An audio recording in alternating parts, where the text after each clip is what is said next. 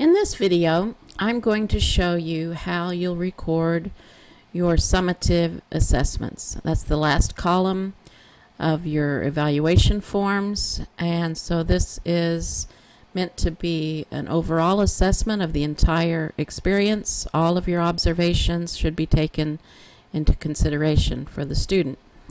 There are 3 forms for each student: the in-task, the disposition, and the SPA.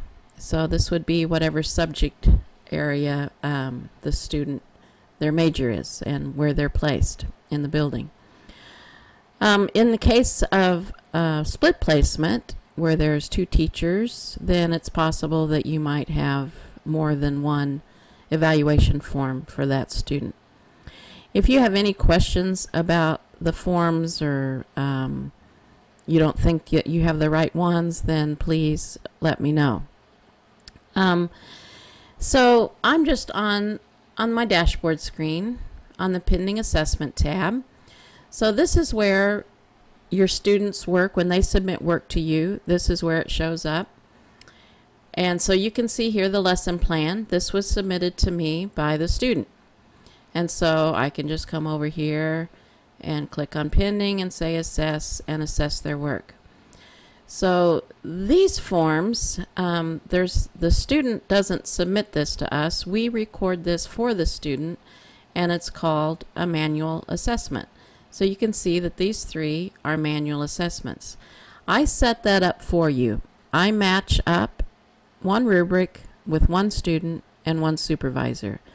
And when I send that assessment, then you'll get an email notification that there's an assessment for you.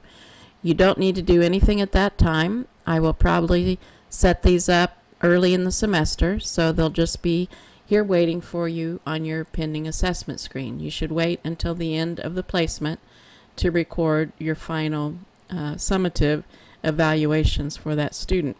But they will be handled the same way. You'll click pending and assess, and they'll be just like any other rubric.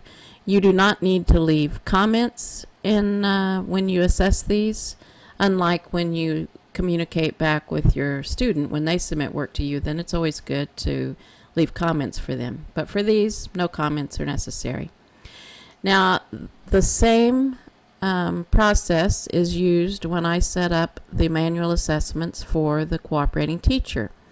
So I just wanted you to be aware how that works for them. They are also going to record their summative assessment in Chalk and Wire for us. But since they don't have a Chalk and Wire account, I set that up for them as a guest assessor. They'll get the same email notification, and in that email notification will be a special link that takes them to Chalk and Wire. They'll be required to enter their email address, and then when they enter Chalk and Wire, it will take them directly to the rubric for that student.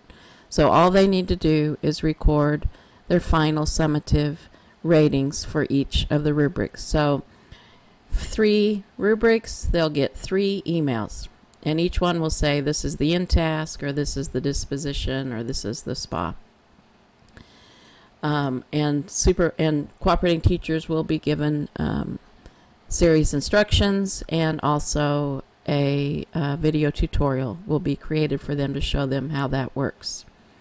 So this is how you record your summative assessment.